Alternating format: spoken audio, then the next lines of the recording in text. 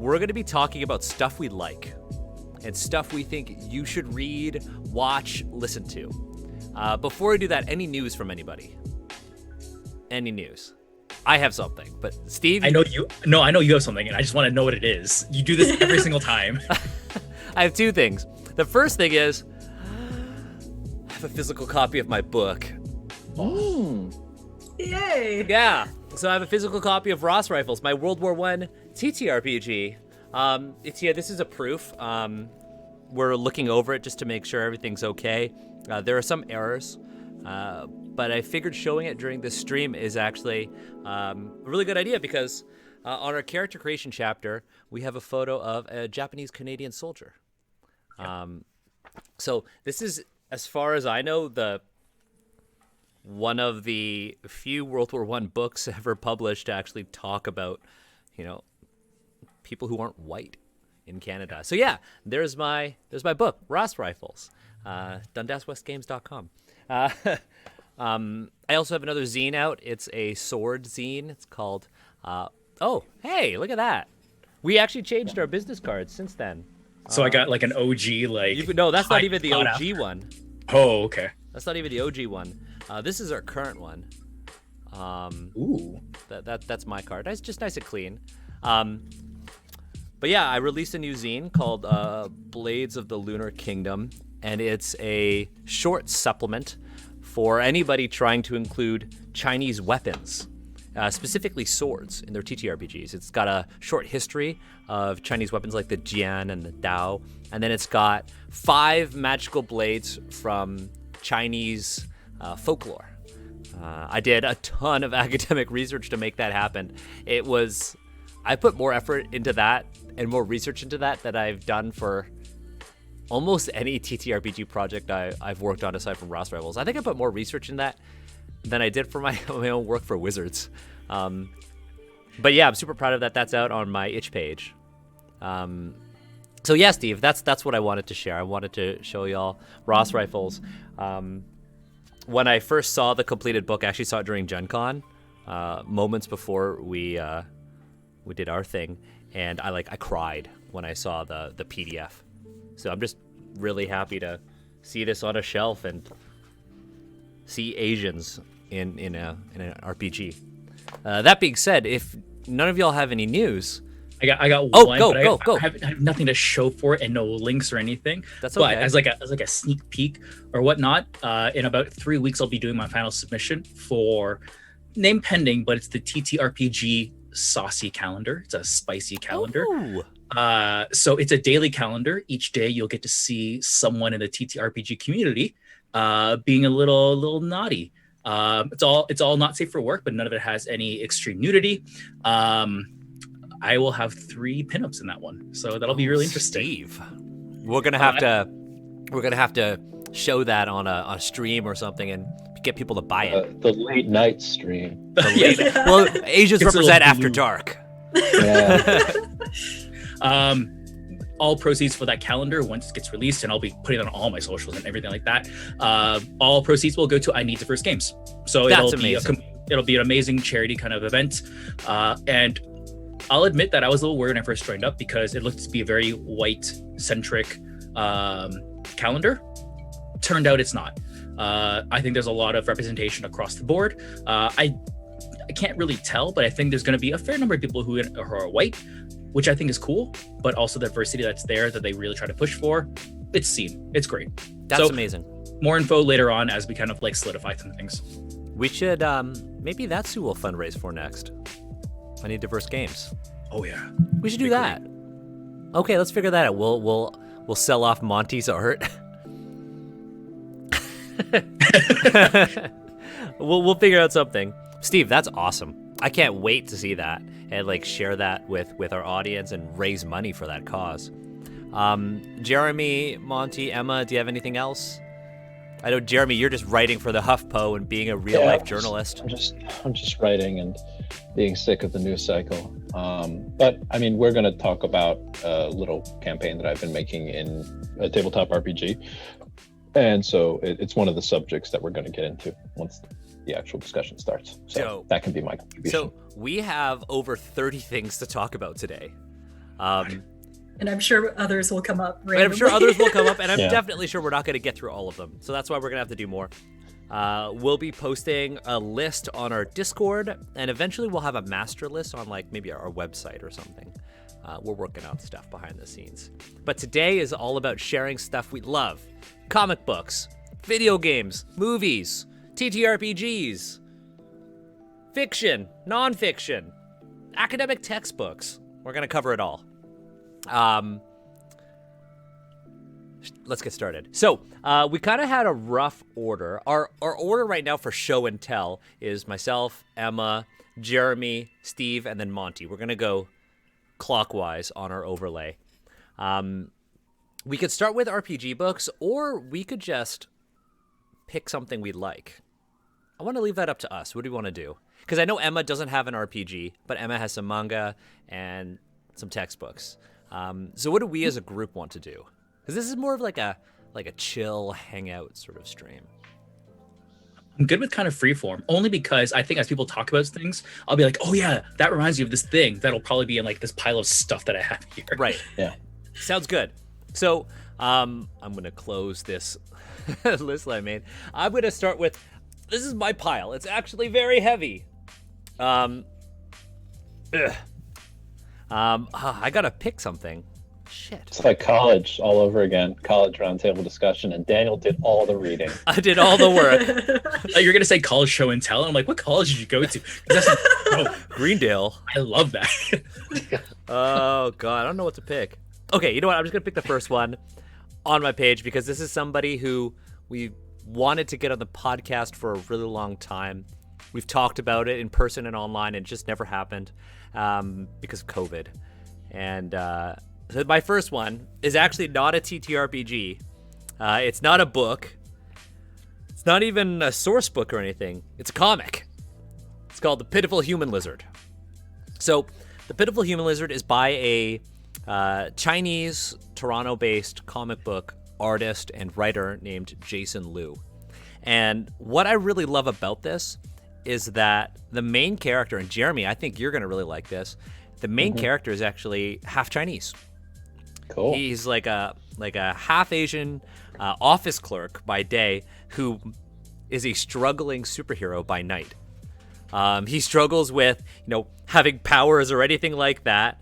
And it's just about Toronto.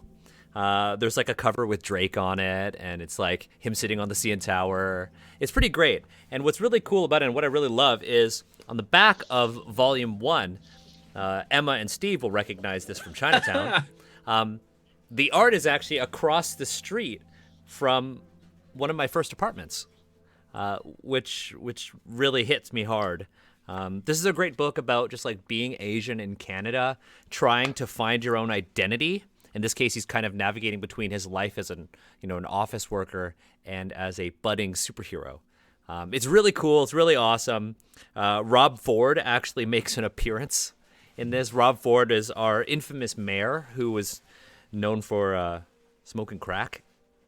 And a lot of other antics. I saw someone make a custom action figure out of him using like a kinpin sculpt, and then turned it into Rob Ford. Oh my god. Oh my god. That's terrifying.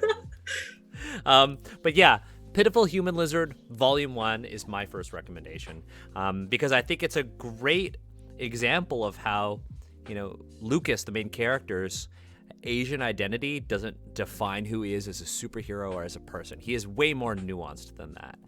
So I really like it for that reason. Jason Liu is also a really cool dude, a lover of TTRPGs and indie comics, and recently an Eisner winner. So that's pretty. Yeah, he won an Eisner for a series he was doing for Comixology about drift racing. So it's pretty sweet. So check out Pitiful Human Lizard. If you live in Canada, you could probably easily get one of these. They are very limited in their print runs. But yeah, good stuff. Emma, what do you have? Here's the thing. You have what? I said, here's the thing. A lot of mine are history, anthropology, and archaeology. So we can either keep in the vein of things that are a little more fun for now and go to other people, or I'm just going to follow up with something that's completely different. Just do whatever you want. Yeah. I'm super into like academic sources as well. Yeah. I feel like anyone, especially us who kind of do this work, I feel like it's good to have that balance there, because obviously a lot of our passion lies in fiction, but reality and fiction are like this. So it's important to respect and understand both to get a full understanding. Okay, because I'm about to go on a rant about things that are related to the work that I've done with sensitivity reading, as well as what we've been doing with L5R. And it's something that I think people who like TTRPGs or anything to do with using the past as a resource or a source of inspiration should keep in mind. And this is like a note from an archaeologist. So the first thing I'm going to recommend, I don't have a physical copy of, but it's called Appropriating the Past, Philosophical Perspectives on the Practice of Archaeology. It was published in 2012, and it's a collected volume, so it's a lot of different voices. And it's essentially about taking a lot of that idea of cultural appropriation that we talk about now with pop culture and other forms of culture, and applying it to the past. So this idea of romanticizing, exoticizing, othering, appropriating, these are all things that we do to the past. And sometimes we do it because we think it's a safe or something that we're allowed to do. And that kind of really ignores the nature of the past, different histories, prehistory, and everything in between. So it's not a light and easy read by any means. It's an important one, It's not the worst thing I've ever seen. I mostly picked it because it had the widest array of authors and topics.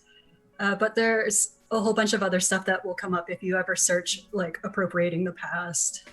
And it's a topic that comes up when talking about things like historical fiction, neo-historical fiction, game design, game settings, narrative in general.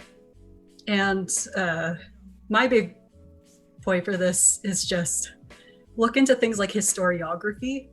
If you are going to write something that has to do with a particular subject from history or prehistory, you need to be aware that it's not just the subject, it's also how that subject has been studied and discussed by different people from different perspectives over time. Because a lot of how we see things now is heavily influenced by how people have written about it and how they saw it and how the world existed around them at that time. So everything from the 1950s, you got to be suspect of, depending on where it came from and what ideas were popular. Like, do a little bit of investigation into who wrote it, when, who trained them, what was popular at the time, or what was acceptable at the time, and really do that background and critical reading. So that's my whole archaeology. Damn, Emma just killed all of us with your. Well, it's also, this is a good thing to say now before I drink more, so I could be articulate. I feel that hard, Emma. Yeah. There is one question for you actually in the chat, and I encourage you, if you're watching in the chat right now live, to ask questions. Gingham Lion asked, in an early episode, you mentioned a book about a Korean captive that became a Japanese samurai. What was that book?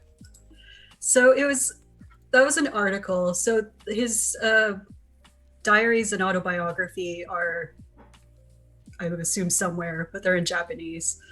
The article that I read was someone's analysis of it to look at the existence of like people that, well, just the diversity of people at the time, despite what a lot of historians were focused on, or those little stories that fall through the gaps because dominant narrative isn't interested in them at the time.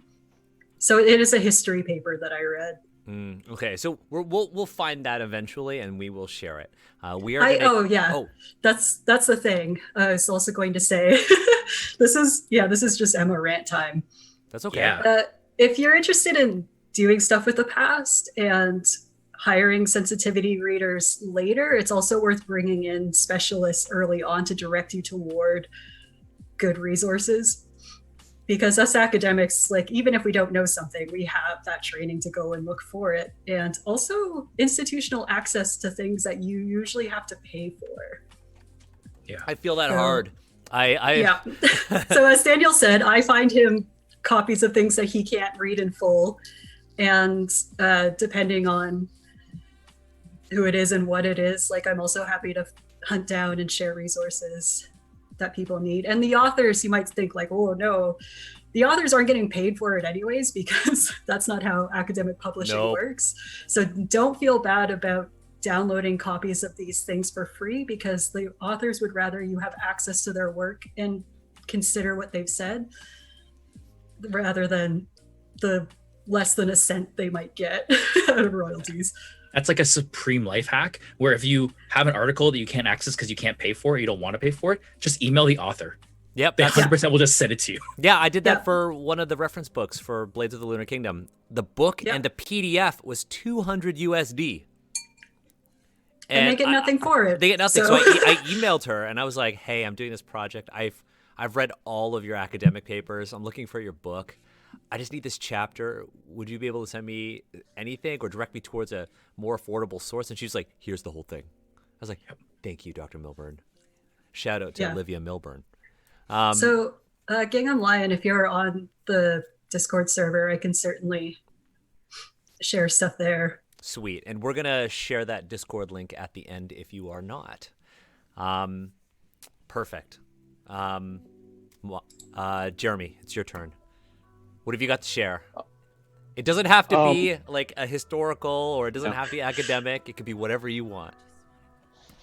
So since you started out talking about comics, Daniel, I will go ahead and mention New Superman, which was a series that came out in, I believe, 2016 by Gene Lun Yang, the same guy that wrote American Born Chinese, a really good graphic novel, which any ABC or anyone who just wants to read about the experiences of someone living in the Chinese diaspora should take a look at.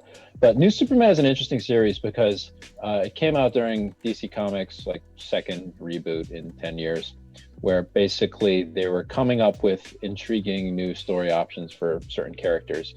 And the concept of it is basically, what would a Chinese Superman be like? And so the general gist of the story is that China figures out a way to replicate Superman's power using technology. And then China goes on to create their own version of the Justice League, like a Chinese Batman, a Chinese Wonder Woman. And the series is interesting because it plays with the concept of shanzhai, which is a Chinese word that basically means counterfeit. Like a shanzhai phone is like a bootleg phone or a phone that resembles something else. For example, like all those fake iPhones that China is notorious for. So this comic came out around the time when, Xiaomi phones, people were always talking about how they really resembled iPhones, except for a few key differences in the software and the hardware. So the thrust of the series is, China is creating this like shanzhai, this counterfeit Justice League. At least that's what it appears like to outsiders. But to people actually in this super team, how do they interact with the Chinese government? How does the mainland government and the local government of Shanghai, because the main character, the Chinese Superman, is Shanghainese, how does he interact with them? How do they try to control him? How does China kind of want to compete on the world stage with their own breed of superhero? And it's a very interesting series for those reasons, because it really tackles things from a Chinese perspective, not really a Chinese American perspective, which is why I think it never really quite found its audience, because here you have a comic put out by one of the big two American publishers, not dealing with necessarily anything going on in America, even though, the Chinese Justice League and the American Justice League have like a big team up as they do in comics. But this is really a book dealing with, issues that are uniquely mainland Chinese, and it's very interesting for that reason. And I remember reading it when I was living in Hong Kong and being like, wow, like, props to DC for getting an amazing writer like Gene to do something like this, because we often talk about how these big media organizations, Wizards of the Coast, DC Comics, Marvel, they should hire Asian voices to tell Asian stories. And even though New Superman only lasted about 19 issues before it was canceled, it tells a uniquely Asian story and delves into, you know, all the Asian characters in the DC universe. There's one variant cover that shows, you know, the Chinese Superman having dim sum with every other Asian character in the DCU, and it's kind of a beautiful thing to witness. So yeah, I would recommend that anyone who's kind of interested in seeing a uniquely Chinese take on these traditional American superheroes to check out the series. I think it's available in maybe 2 or 3 volumes in trade paperback format, but it certainly is different from your average American comic book. And I think most Asian folks would probably like to see what's in it. I just pulled up that cover. Oh my God. I didn't even know this existed. You should drop it in the chat. It's such a beautiful cover. Yeah, that's like every Asian character in the DCU, which is kind of depressing at the same time because there aren't many, but it's such a beautiful cover. And that cover artist is a Taiwanese dude. I forget his name actually. Let's see. Damn, they even got the chicken feet in there. That's like legit dim sum right there. Yeah. And then they have someone taking a selfie too. It's really funny because I think I've seen this cover before and I thought it was fake. Nope, it's real. And, you know, that's interesting. My first impression of this series was I thought it was going to be corny. Like, I was like, okay, that's a little strange because, you know, the title was like New Superman, and then it just had like Chao Ren, which is Superman's name in Chinese beneath it, and the Chinese characters, and you know, the S on his, instead of having an S shield, it's like the yin yang, and I thought that was really corny. But then, you know, Jin Yang, he pulled it off. Like, it's a well done story that really defied my expectations. And oh yeah, Bernard Chang. Follow Bernard Chang on Instagram. He is an awesome Asian comic artist and really great at depicting this kind of inspiring visual. Here, I'll throw Bernard's Instagram into the chat. This is like one of those streams where we're all about, look at that. Yeah, just fucking click all these links. Shit, look at that Shang-Chi he did. You know, one of the things I really like about his Chinese Batman is this Chinese Batman, he's not like skinny like a ninja. He's like a beefy dude. Yeah, so the Chinese Batman that they have in the series, he's a fat guy, and like that's just who he is. And the most inspiring thing is the Chinese Batman like studied the American Batman for years and like really wanted to emulate him. Actually meets his idol, and like American Batman is like, all right, you need to continue, you know, working hard because you and me, we're different from the others. We don't have powers. And he gives him this whole speech. It's like a pure fan service moment, but kind of really touching on that uniquely nerdy comic book level. That's so cool. Damn. And I know we shouldn't be commenting too much because we'll never get through all this shit, but I'm going to. Yeah. When you first started describing it, I was like, oh, so it's like Superman Red Sun, where it's the story about Superman if he landed in Russia, and that story is good, but it's actually not super great. Like it is what it is. It doesn't get into like what it means to be Russian at all. All it does is it frames Russia in the lens of the United States during the Cold War. And I'm like, I get it. It's been a story that's been told before, but from your description, this is actually something that's very unique. And DC, I don't think has ever done something like this before. They've never done something like this. And like, I think it kind of struggled to find the right audience because a lot of people just thought it was like Red Sun, or maybe, you know, like a situation where like, oh, is this like one of those things where they put like, you know, a character of color in this big role and then give it back to the original character after a couple months? But no, this was actually, hey, in the DC universe in China, there is this version of Superman and all of his friends, and they currently still exist in continuity to this day. So, you know, maybe they'll show up in a future series if enough people buy the trade. Yo, I just want to talk to Bernard Chang. Yeah, he's a funny dude. Like you could DM him on Instagram. He'll probably answer. Yeah, fucking drop him a line. I'm gonna, because he's like, he's working with Eddie Wong on Chinos, his new series, and Dr. Wu's working on that. I don't know if y'all follow like tattoo stuff, but Dr. Wu is like huge Asian tattoo artist. Daniel, you had your chance to share your stuff. It's Monty's turn. It's actually not Monty's turn. It's your turn, Steve. Oh damn! Oh snap! Okay. Boom. All right. I could have gone comic book. I could have gone academic, but we haven't done role playing games yet. So Oh god. Don't drop anything, Steve. Cool.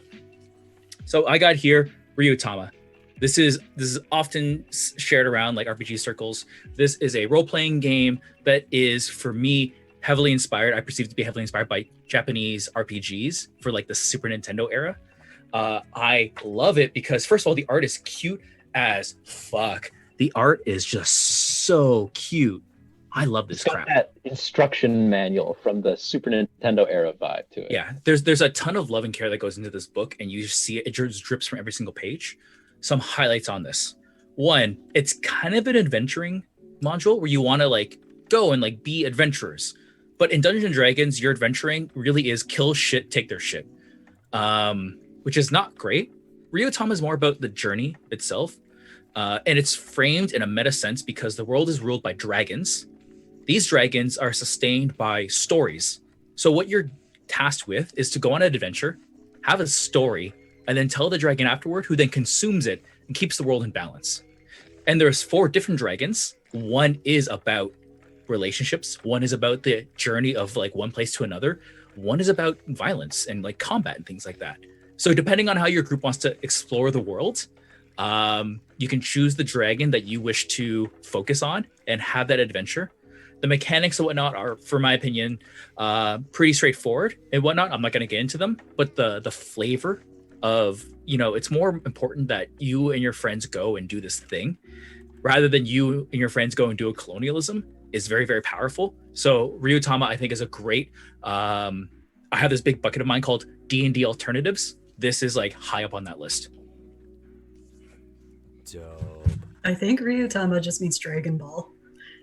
Yep. So That's great. Oh, okay. So we have Ryuutama. So we've done 2 comics. We have a reference book, and we have a TTRPG. Ryuutama is dope. I don't know why we haven't played it on a stream yet. Oh, sorry. There's more about this. So okay, go. On top of being a book about stories, this book has the story for me. That's why I have the physical copy. This was a gift to me by Anthony, who's on our Discord server as Shigeru. He gave it to me as a surprise at PAX Unplugged 2019, which is where I met a ton of other dope folks. That's really important to me. And I'm going to go ahead and link some of Jojiro's blogs and whatnot. My favorite blog article of his is where he talks about tieflings and gnomes and why tieflings are more popular from an emotional point of view than gnomes are. And I think it's just a really interesting way to just dissect how people react to fantasy. So I'm going to go ahead and link those. But Anthony, if you're watching, I really appreciate the book. I appreciate you. And thank you for thinking of me. Link that shit. Is it tiefling or tiefling? I don't actually know. I say tiefling. I don't know. Doesn't matter.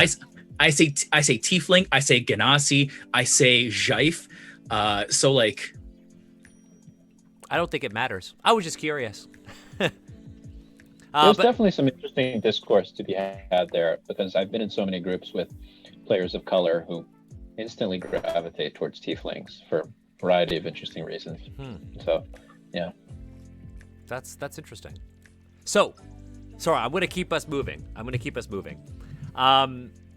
Monty. Okay. If you don't mind me being slightly pretentious, to recommend a literary novel.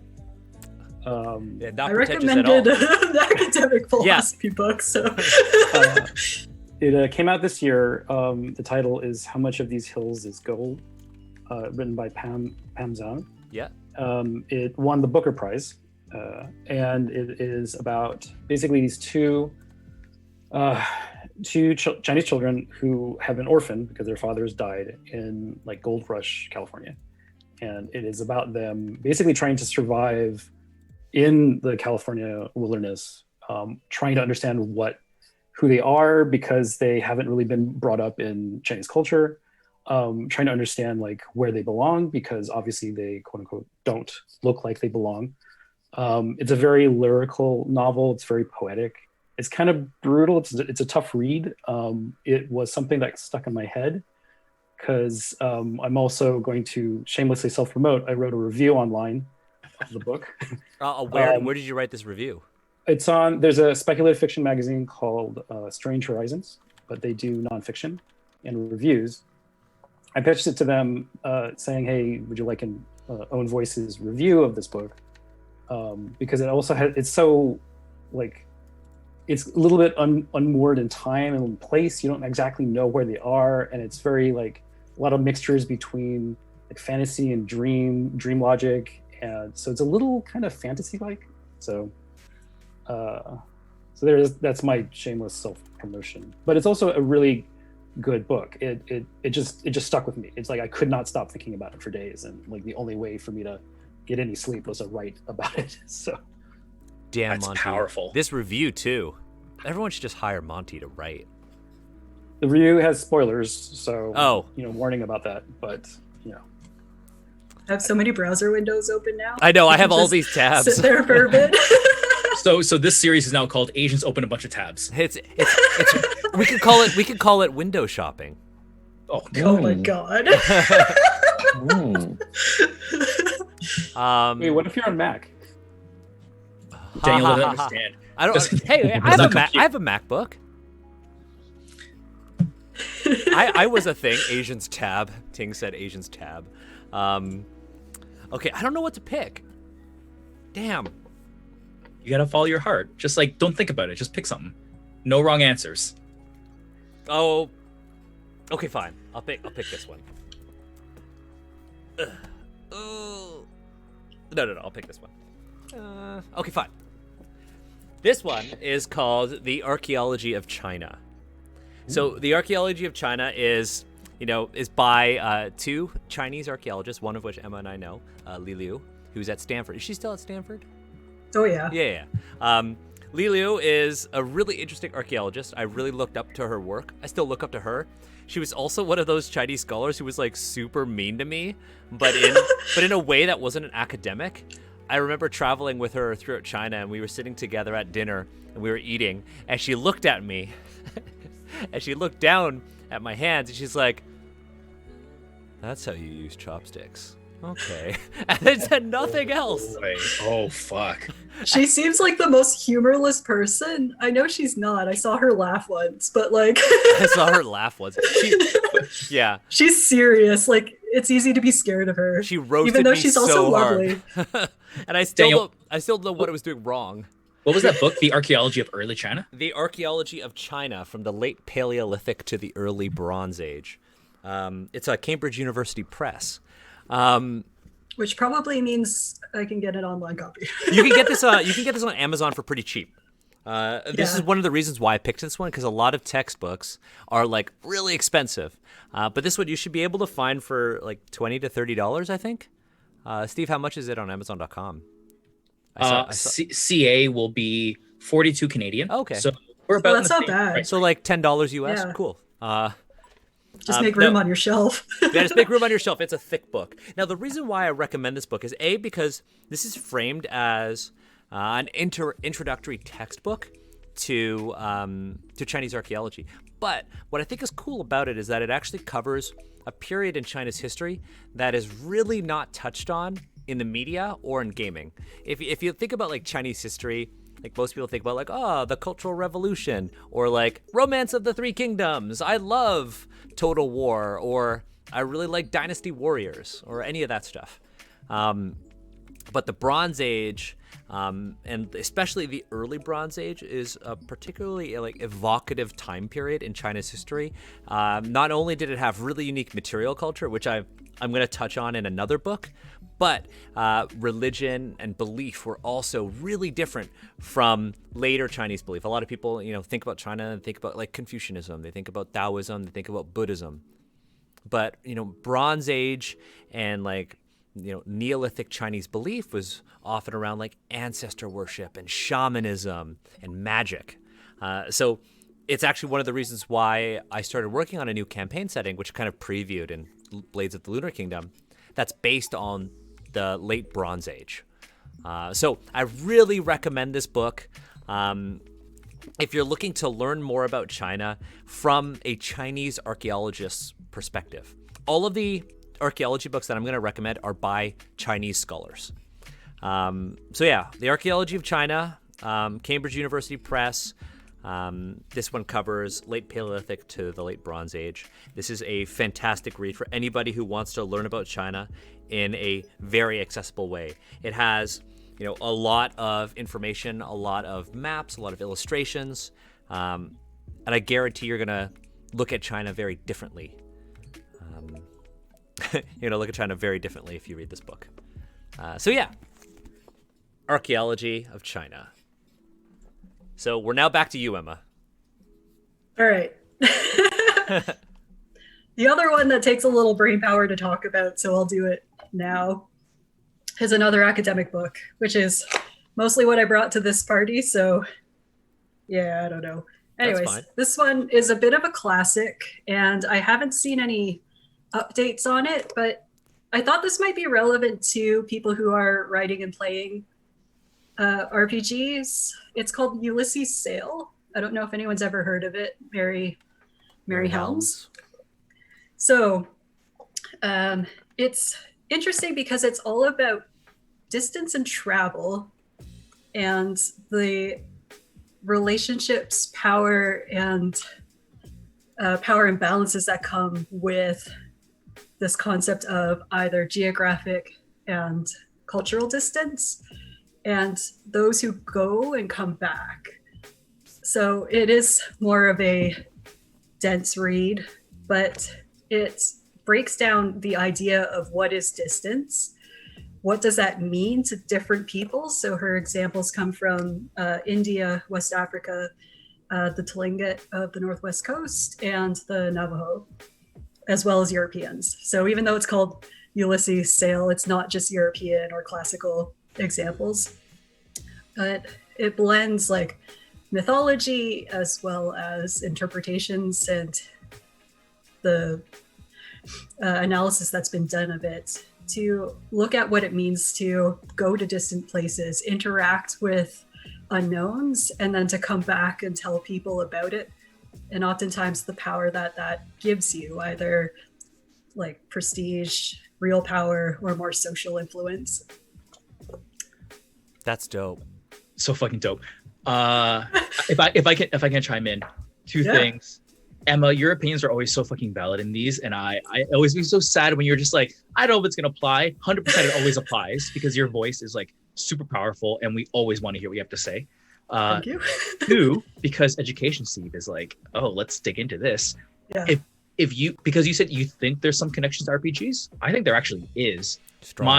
My probing question to you would be, now that you've read a little bit of L5R, what is your like initial connection between that text about travel and Legend of the Five Rings?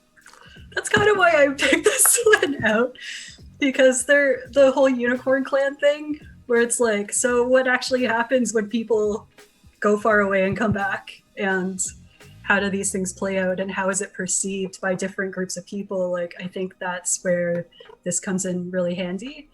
All of the examples might not be directly applicable, but the overall ideas are super solid. And I've noticed there is a lot of travel, movement, what's gained from interaction.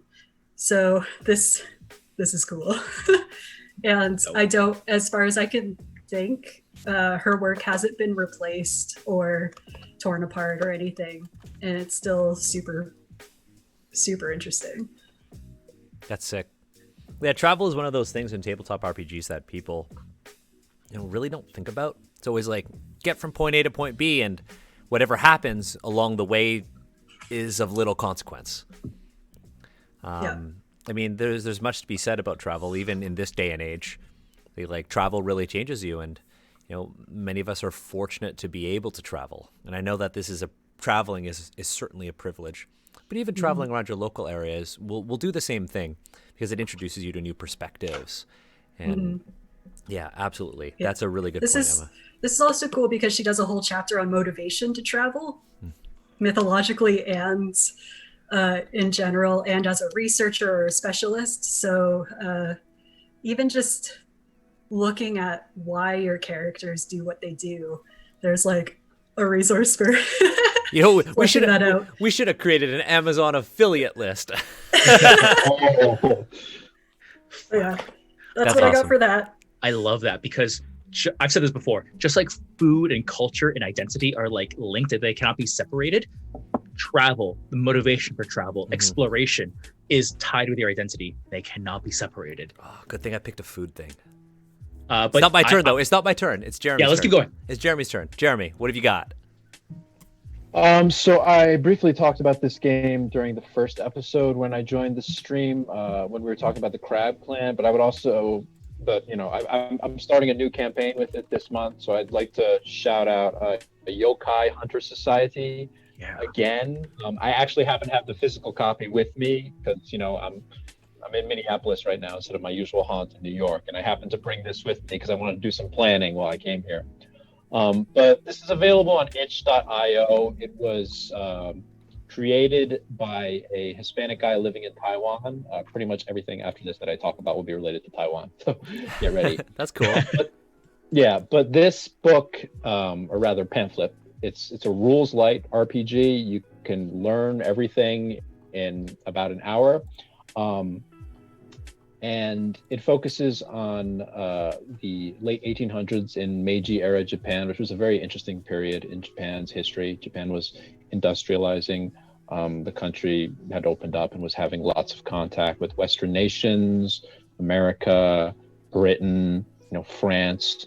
Japan was really becoming an empire in East Asia, and eventually that empire would lead to events like World War II and so on and so forth. But this particular book focuses on the yokai sightings, the strange ghost and demon sightings that were particularly common as Japan embraced technology and industrialization during this period. And so you play as a monster hunter in this period of Japan. You get to choose a cool looking mask for yourself. You get to choose cool weapons. You get to join other hunters and investigate strange beings that lurk in various parts of Japan. And I've really enjoyed this particular RPG. It just hit me in the right place.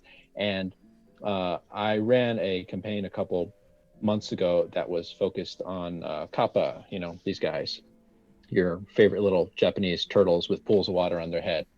And the book has a great kind of bestiary in the back where it just lists various yokai and has really awesome art depicting them. And so for the Kappa Adventure that I designed, I really wanted to dive into how in Japanese folklore, Kappa are said to sometimes have favorable relationships with farmers, and they irrigate the crops of Japanese farmers. So I created this little campaign where, this team of hunters is called to a small farming community, and they're asked to investigate a murder. And it turns out that, a Kappa is sort of responsible, but not really, because there's some shady stuff going on between the farmers and the Kappa who live nearby. And, it turned into this tale of industrialization in the Japanese countryside and the effects that has on the environment, and really got into some deep places, and it was quite fun to go through. Currently, I'm planning another campaign focusing on this interesting yokai, this long neck yokai, the Roku Rokubi. And so these are known as they're cursed women who have very long necks, and they're often found in brothels. And so right now I'm doing all of this research into Yoshiwara, which was a really famous red light district in Tokyo. And obviously, you're dealing with brothels and sex workers, so I want to try to educate myself. And when I actually get into the campaign, I want to be careful with presenting this subject. But there's so much fascinating information about how these brothels were basically walled cities during the Meiji era, and people looked the other way, and so much happened within this little walled world. And there's so many stories to be told within there. And so I'm focusing on probably another murder, but there's going to be other interactions with other yokai who might be hiding in this brothel red light district, and how will the hunters interact with the individuals, and how will they deal with both male and female prostitution as it existed in Meiji era Japan. And so this RPG, it really hits on a lot of the things that I like in a role-playing game: a cool historical setting that can be based in real life, but has enough freedom for you to throw in the fantastic as well. Quick and easy rules, and actually when you play it, the roles matter. The roles can be quite swingy, and if you're actually engaged in combat with the yokai, you're not just going to be making rolls and failing to hit their armor class. Like everything is going to institute a situation where you fail forward pretty much, because it's set up in such a way that even when you fail, you can sometimes, introduce a new consequence into the narrative, and that creates a more elaborate story. So I really recommend it, particularly for fans of games like Call of Cthulhu, Legend of the Five Rings, because it's kind of a mashup of both of those. That's sick. Yeah, and it's like $4 on itch. Yeah, it's like $4 on itch. Buy it on itch. Support indie creators, and learn something about Meiji era Japan too, because this material will, I think, inspire you to kind of delve into that really fascinating period in Japanese history. I think the important thing that you said there was diving in and doing a lot of research to make sure you portray things correctly, even in a home game. I think that's super important, and that's why I think it's great that we're finally doing something like this. We're sharing our favorite resources, our favorite sources of information. So, Jeremy, thanks for bringing that up. Monty. And also, sorry, just one. Thanks for mentioning that several streams ago, because I bought a copy. And that's the first TTRPG you've ever bought. Yeah, and if I ever run one, it will probably be with one of my Japanese archaeology classes in history. Let me know how it goes. That would be so much fun. That's the kind of stuff that gets classes going. So yeah. Yo, Emma, way to go. That's sick. The creator is super chill on Twitter. Like if you share pictures from your game, he'll retweet them. I can drop his handle into the chat. Please do, yeah. Do that. Yeah. Okay, Monty. Your turn. What have you got? Is it Steve's turn, I thought? Sorry, Steve. Steve messed me up last time. Now it's your turn, Steve. Daniel's clock's kind of like going like a weird left to right pattern. I'm tired. So it's back and forth. I'm sorry. No, okay. So I'm really glad, Jeremy, you brought up monsters. I wasn't going to do this one, but let's talk about visual media. Monsters. When you mentioned monsters, one of my favorite YouTube channels is by PBS called Monstrum, or it's actually hosted on the Storied channel. I'm not going to talk about that one because I actually think that one is quite problematic, because although we have our host talking about a variety of cultures and their monsters and why they exist, it is PBS can do better than have a white woman stand on stage and talk about Filipino monsters. That is a problem. She does a great job. She has done her research, and I very much respect her talent. But as a corporation, I very much am critical of PBS for that choice. But when it comes to Asian people talking about Asian stories and whatnot, I am always going to tout accented cinema. So I'm going to go ahead and throw that in there. So accented cinema is about movies. We're going to talk about movies and an Asian person's view of them. And the reason I really like their movies is that you'll see that my guess is that they're probably East Asian, probably Chinese, because the majority of their movies focus on media like Ip Man and the various like Ip Man movies and things like that, and like the effect that it had on them. However, their latest movie is a very heartfelt.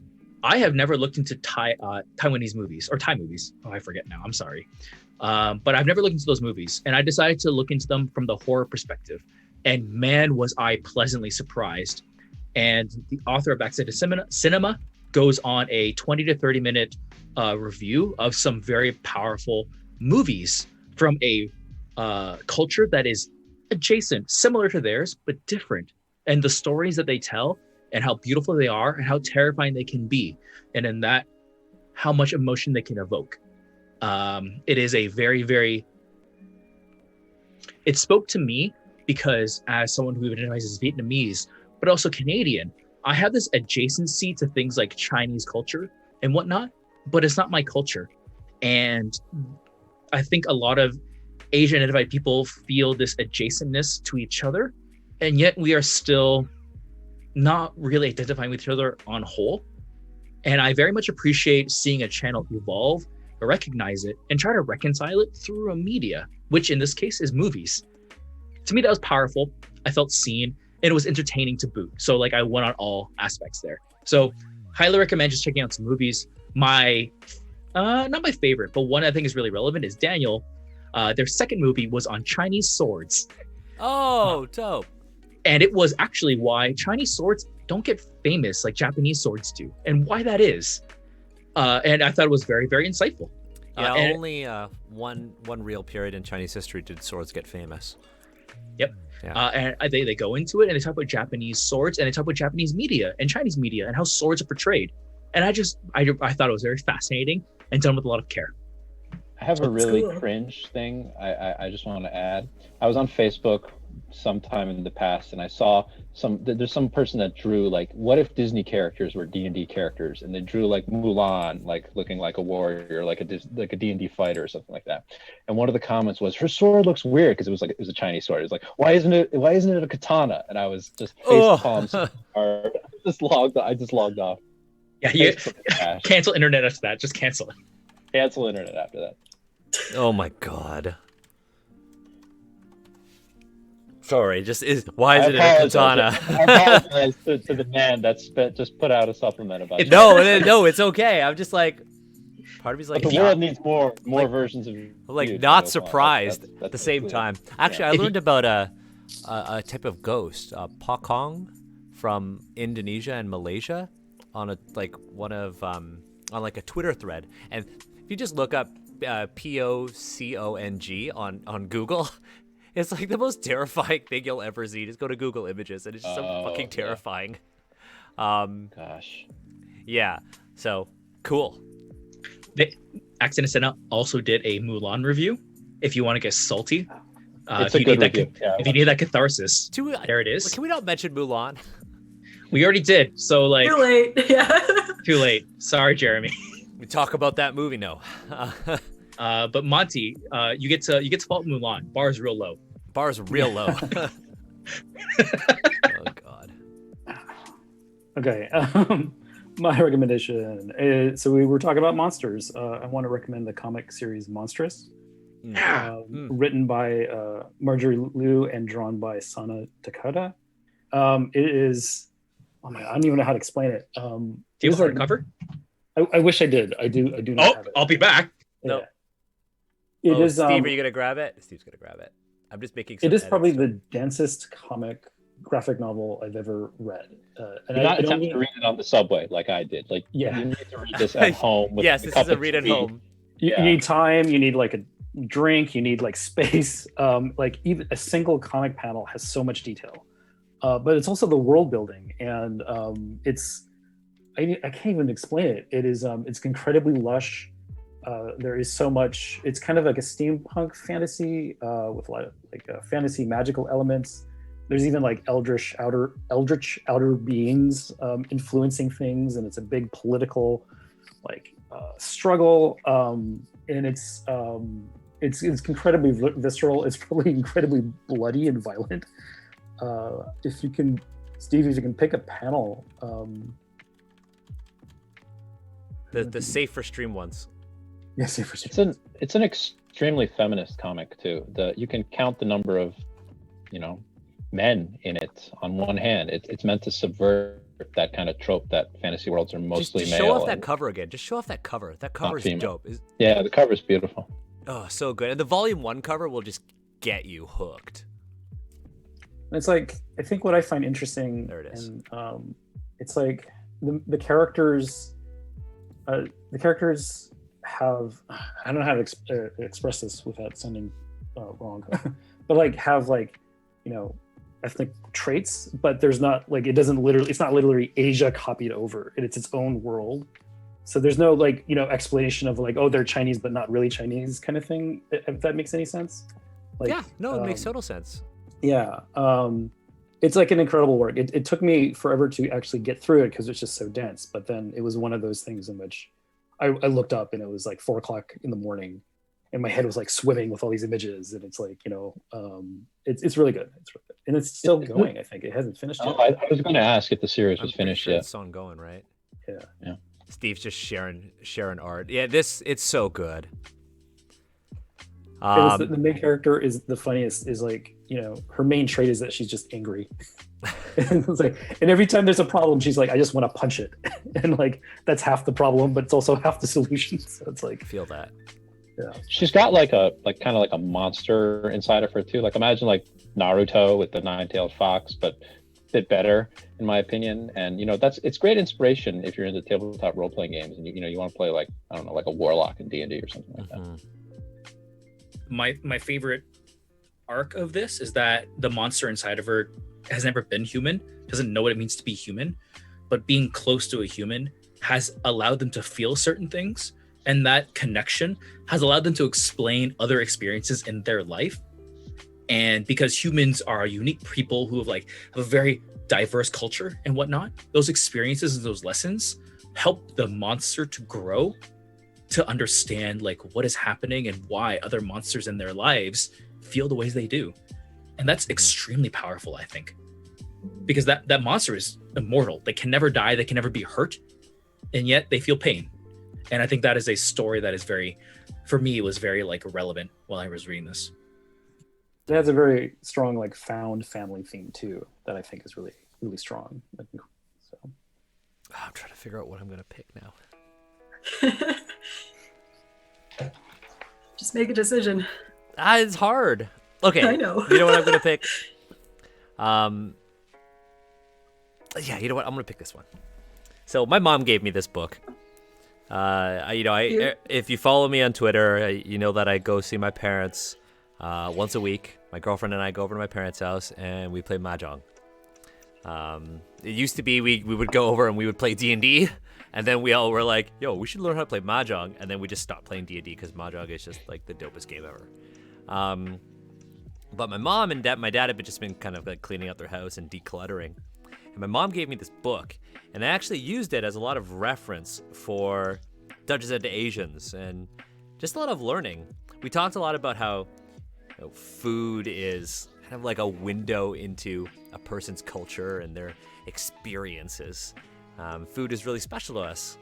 I really, really miss Chinese food in all of the COVID going on, and I miss Chinatown, and I miss hearing Chinatown. I miss walking around there. And my mom gave me this book. It's an older one. It's not really, I don't know if it's still in press, but this book was actually commissioned by a dietetic culture research association in China, and it's called Chinese Culinary Culture. I think, I wouldn't say read this book, but I would say read a book by a Chinese person about Chinese food.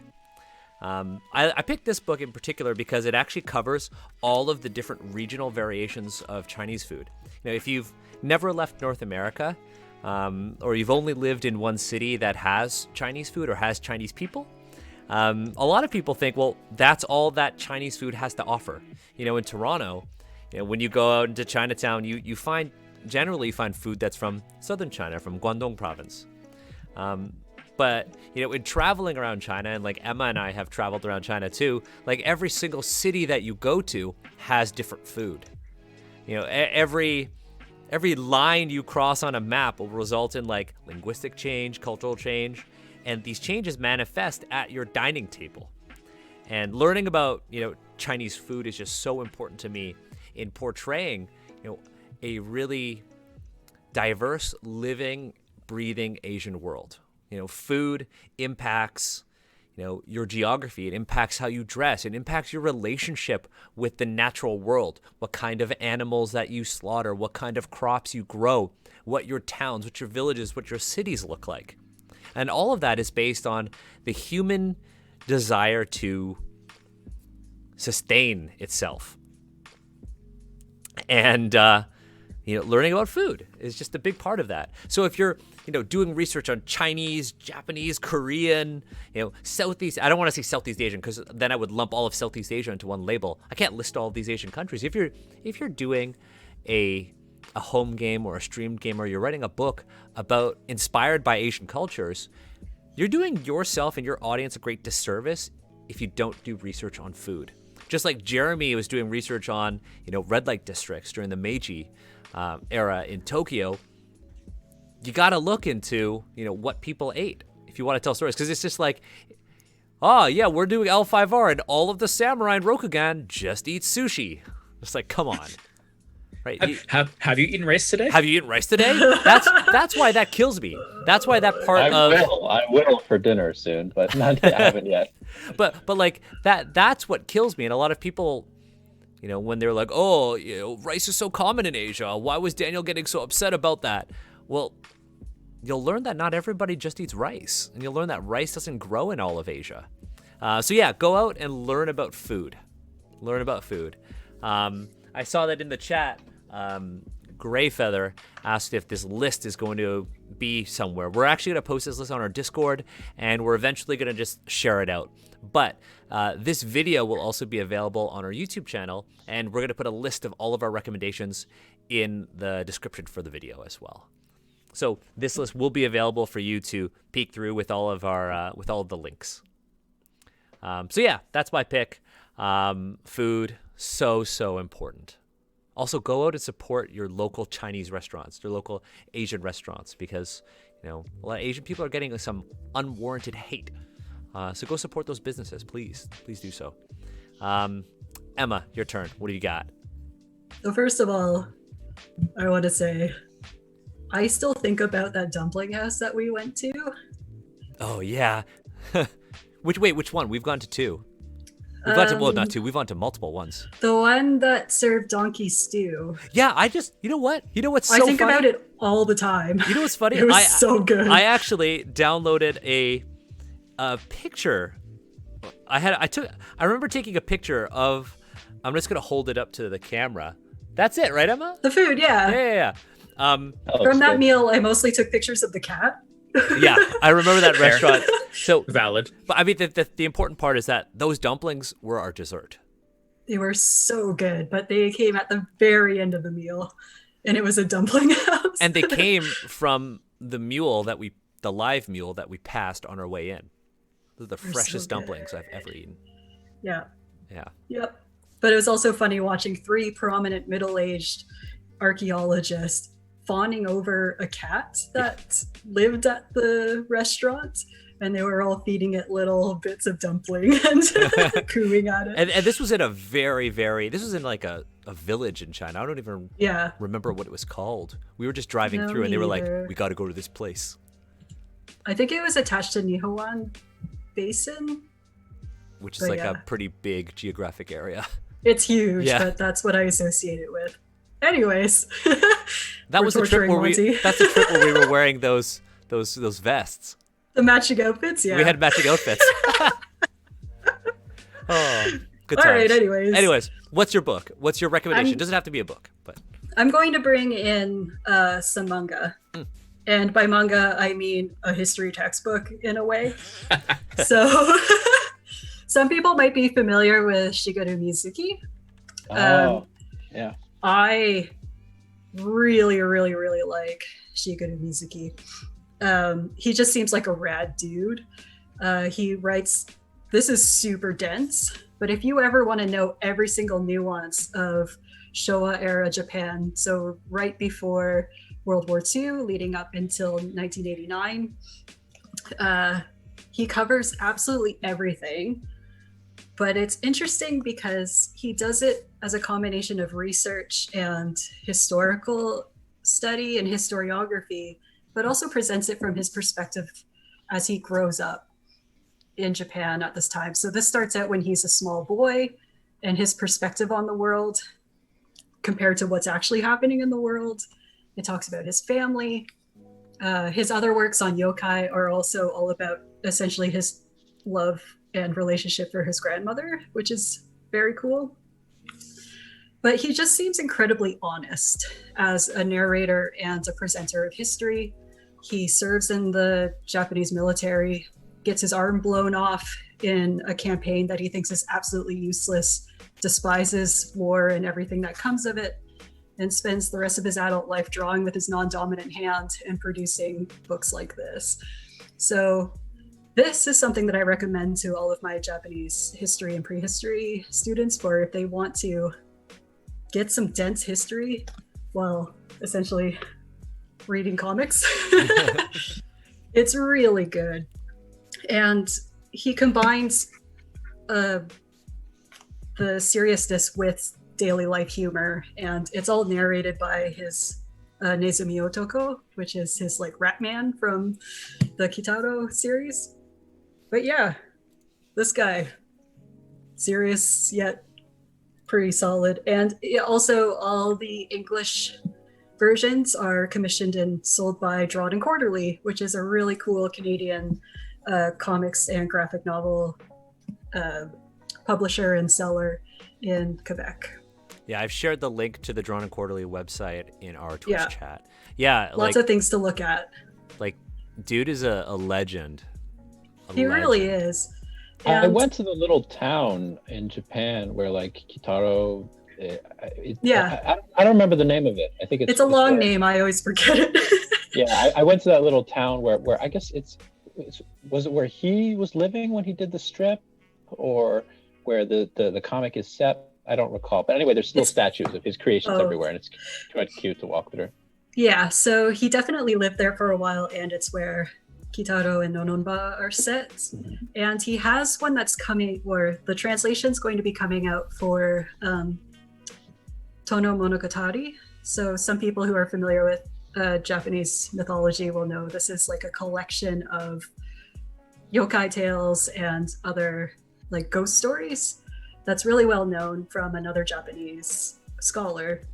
But he, in his old age, goes and tries to recreate the path that scholar took to learn those stories, and he compares it with like his life and what he's learned and all of his time spent with yokai and talking about them.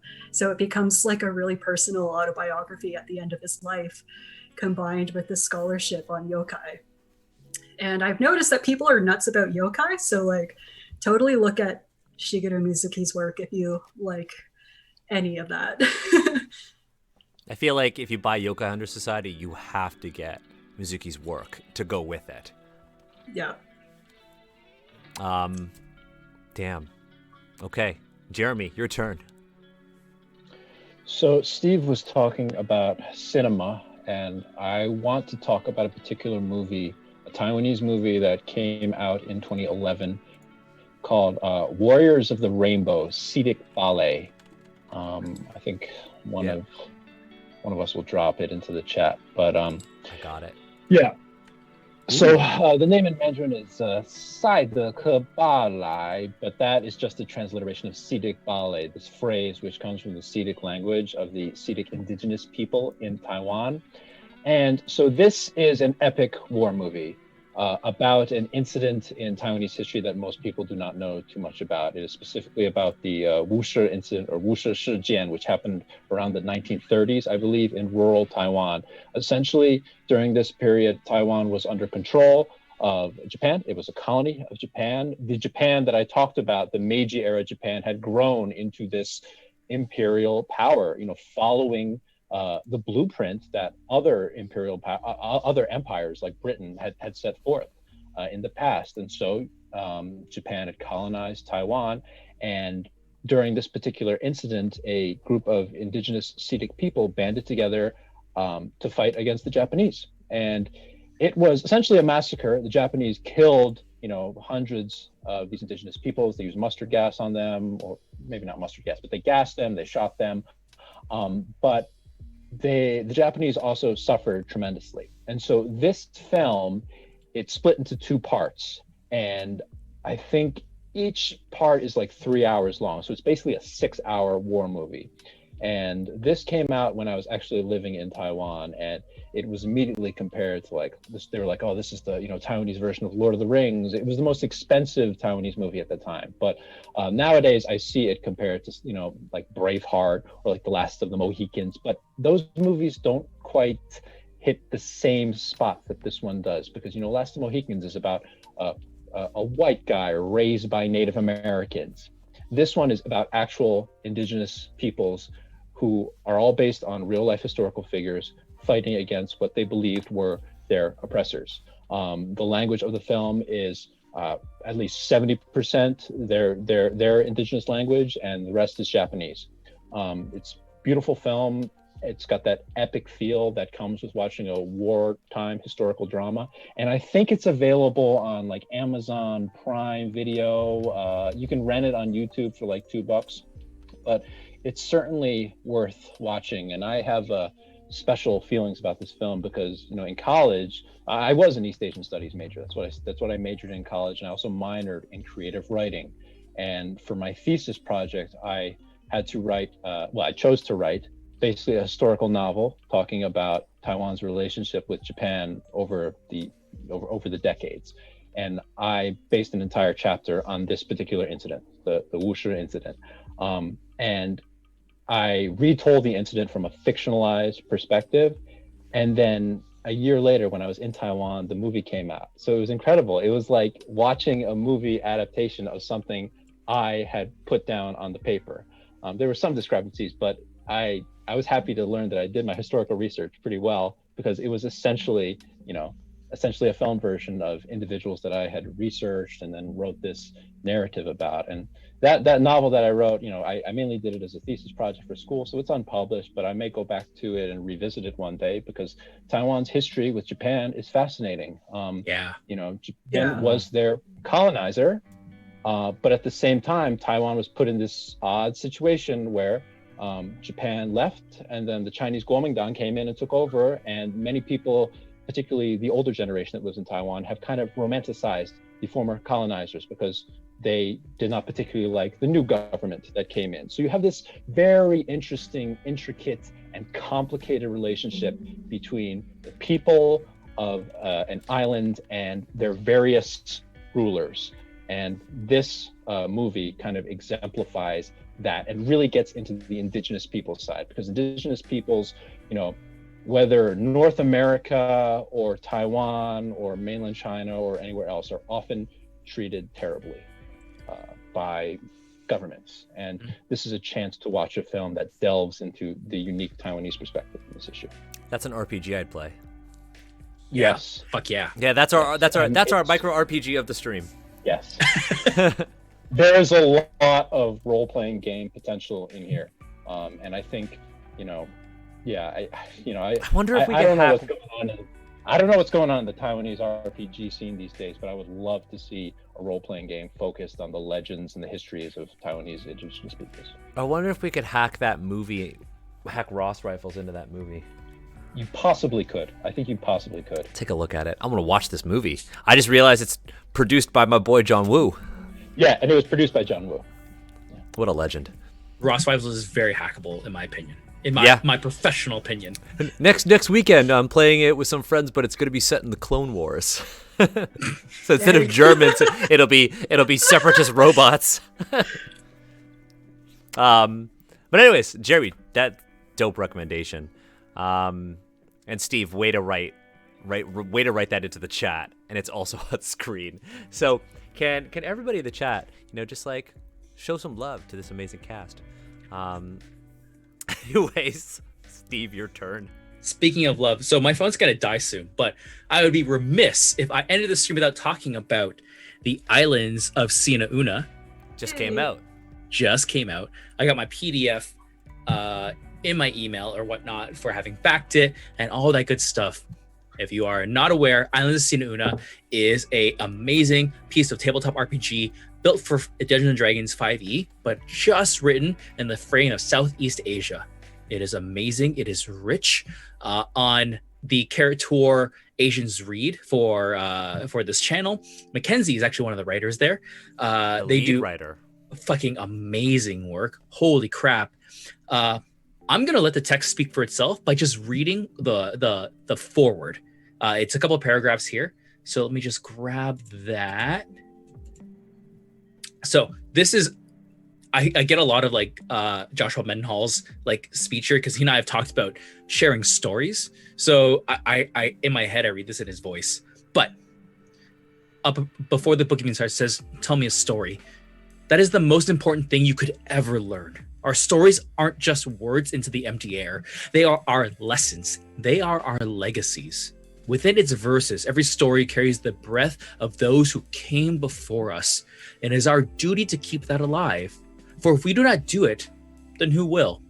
Who will remember us when we have passed from this earth? How will those who come after us know how to move forward if they cannot see where we have been? So tell me a story. Tell me your story. Let us keep this legacy alive.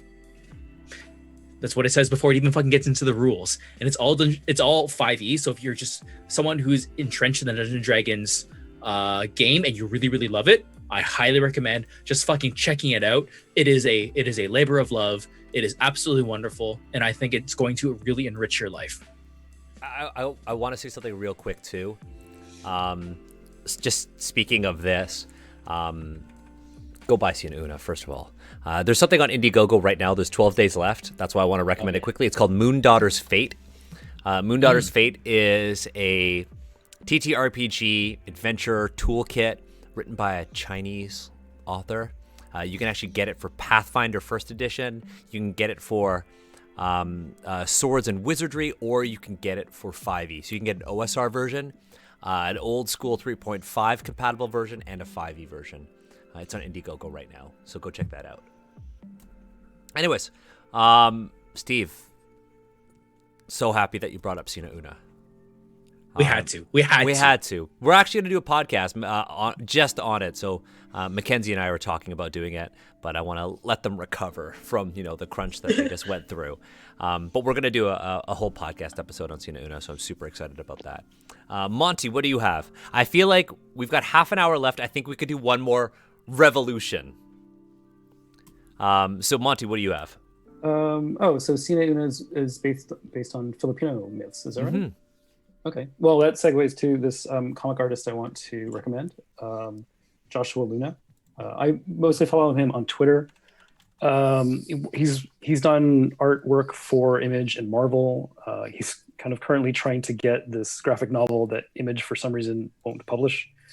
I'm not sure how that got resolved because it was a big issue last year. I recommend him mostly because he's kind of so he does art on his Twitter, mostly talking about Filipino-American identity, but talking about issues of like colonialism and imperialism, colorism, even issues of where in the hierarchy of Asian diaspora that East Asians tend to get put higher than Southeast Asians and Filipinos, tackling those kinds of issues. I've learned a lot from just following his Twitter. He is very unapologetically honest about his experiences, and his comics are funny, but also in a very kind of hard-hitting way. And I highly recommend people to follow him and read his comics. Yeah, I'm just looking at one right now, and I'm just like, damn, hit me right in the feels. Yeah, you're right. Just real unapologetic. He did one that really stuck with me, I think, a while ago. Basically, the whole idea of as an Asian person getting made fun of in elementary school for your lunch. Like if you happen to be an Asian person that made your own lunch and brought it, or your parents made lunch for you and you brought it to the elementary school, cafeteria table. I had that experience. If I ate noodles or dumplings or fried rice or anything that my mom prepared with me, I got made fun of. Eating worms, that's disgusting, that's gross. I specifically remember those incidents as the very first time I realized that I was not, I was different than other people, that I had a Taiwanese mother, and for some reason, the lunch that she prepared for me, the hot meal that was superior to the pizza and the potato chips that the other kids were eating, was somehow drawing criticism and critique from other people. And I remember he had a comic about that. It's basically saying that the kids that made fun of your lunch back in the day are now the ones eating at hipster Asian fusion restaurants and being like, oh, this is so great. Or owning the hipster fusion restaurant. Or owning. There was that one. Wasn't there that one in New York, and it was like a white woman, and she opened up a Chinese restaurant and was like, "Oh yes, this is not dirty and not greasy Chinese food," and everybody's like, "Fuck you." Yeah. Yeah. I mean, Gene Yang has a bit on that too, an American-born Chinese, and they covered the whole lunch thing really well in the Fresh Off the Boat TV show. Yes. When Eddie is, he brings noodles and they're like, oh, it's worms, and he wants his mom Jessica to take him to buy white people food and Lunchables. Yeah. I have my experience is really interesting because my family tried really hard to make me as white adjacent as possible. Bless their hearts. They didn't teach me Vietnamese. I only speak English, and it's for the assimilation purposes. For lunch, I only ever had my brown paper bag with wax paper with a ham and cheese sandwich with mayonnaise. That's what I ate every single day for my entire upbringing. And I remember the other Asian people in my school, all 2 of them. And I was like, they're eating delicious food and I got this garbage, but also it's what everyone else is eating. And I had no idea how to feel about that. There was no way to like express that tension. All I knew was that I get to come home at the end of school and actually have the dishes that I really love to eat. And just like there was a tension there that I could never express. But now as an adult, I am here. We are here doing that work to express that like we all have our experiences and they all are rooted within like some very similar areas. I think it's just another reason for us to do a big sort of Asians eat episode and just get food and talk about food. We've got a budget for it. We should do it. It's like dinner time right now for me. So. Yeah, I'm so sorry, Monty. Sorry. I'm starving. Well, Yeah, I haven't eaten yet either. I know, ham and cheese sandwich with mayonnaise. Oh, so tasty. but like, here's the thing. You know, But you find those sandwiches in China though. You find the white bread sandwiches in China with a stack. Sorry. no, it's okay. It's just funny that we said the Emma, same thing. what were you saying? We both did the same thing, but like, I was just gonna say, like Steve, I got totally normal foods because my mom is English, and also she was working full time and super tired, so I got like sandwiches and whatever. But I would still get like weird questions. I had in high school someone turn around in the middle of class and openly ask me, "So, do you eat like normal foods like hot dogs and stuff?" I was like, "What are you talking about?" You know, this is still a thing that exists to this day. And in fact, when I moved to New York from Hong Kong 2 years ago, and I was meeting one of my friend's colleagues, and I mentioned that I had just recently moved from Hong Kong. I still can't believe this person said this. So she was like, "Oh wow, that's really far. So have you eaten dog?" And I was like, "What the hell? Like, are you kidding me right now?" So there's a lot of people I think that would resonate with that story of being asked, like, "Do you eat cat? Do you eat dog? Do you eat rat?" And it hurts a lot. Yeah. I know we're going to like a lot of personal stories and we're trying to focus on positives, but this is kind of a positive in like a painful way. But I think it was around age 16 or 15 that I really recognized how much my parents were trying to like make me white adjacent when they were making Thanksgiving dinner for me. And I was having mashed potatoes, peas, gravy, and roast beef. And I was having like a traditional Thanksgiving dinner, and they weren't. They were just eating rice and fish because that's like what they wanted to eat for Thanksgiving. And I was sitting there eating with my fork and knife and having this Thanksgiving dinner, and they weren't. And I was like, what am I doing? Like, why did I ask for this? my dad, and that was a turning point for me. My dad was one of those people who were like, if we're having like a white meal or something, or we like got takeout, got like KFC or something, my dad would still make rice and eat that with it. Yeah, my dad was the same way. And I still just, one of my go-to quick and dirty meals, fried Spam, fried egg on rice with soy sauce. Oh, so good. Anyways, Monty, you just opened up a can of worms there with the food. Yeah. Unintentionally said can of worms too. Okay.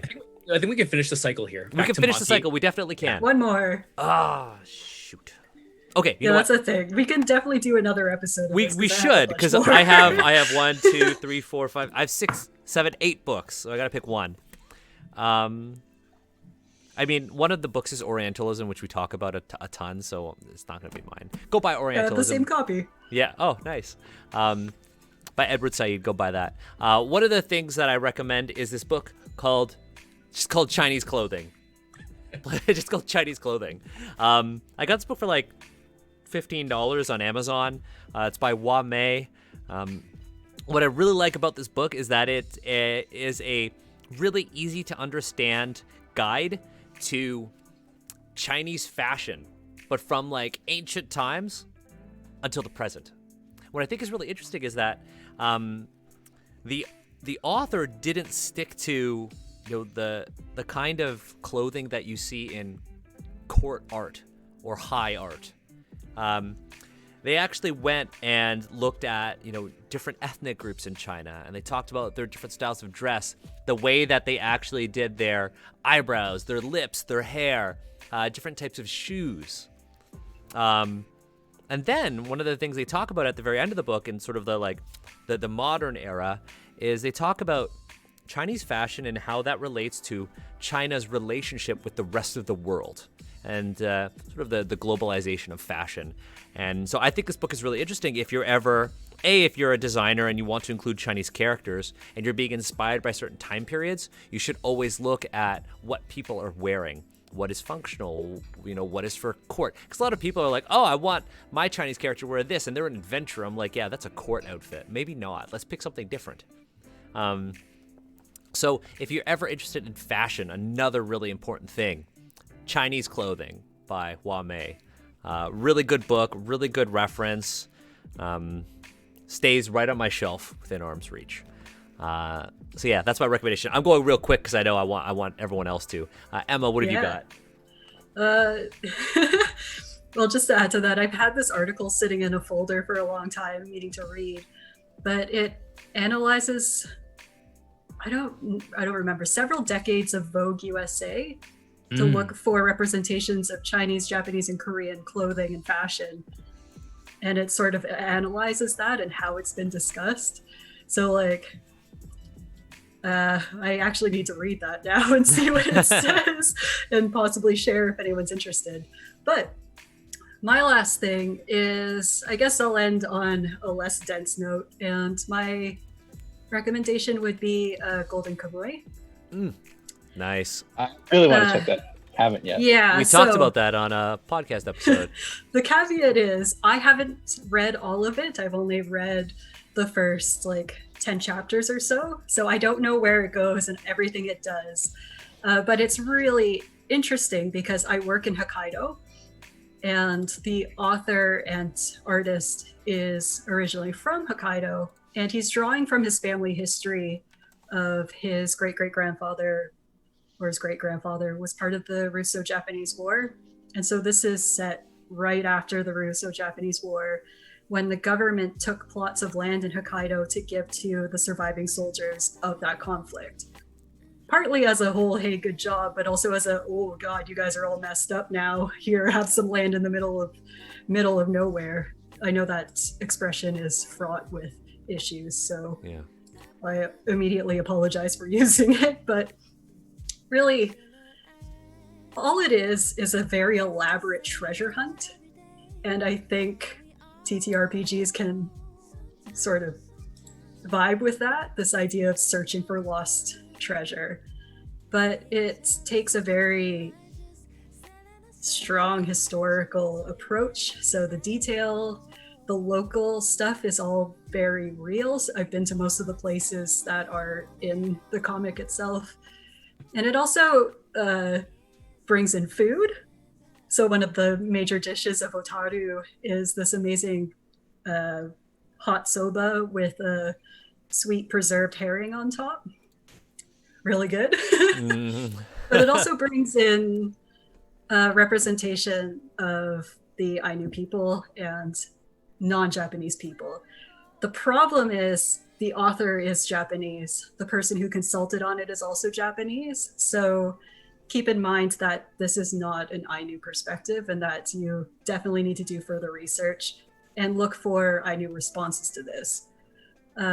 In general, you'll see in the media that it's been positive because it's that tangential learning, like it brings the audience in, and it's a very well-known anime at this point too. So it's bringing a lot of people into the world of Ainu history and politics that never would have looked at it before in and outside of Japan. So there's a lot going on there. But if you want to look at a really complex and brutal treasure hunt, it's something worth checking out. But yeah, content warning, it's incredibly violent, and it's not it's not like a cartoony kind of violence. He draws hyper realistic, like really intense violence. Yeah. So just watch for that if you can't handle it. I have another addition. It's not violent at all, but it's also set in Hokkaido. It's just another series called Silver Spoon.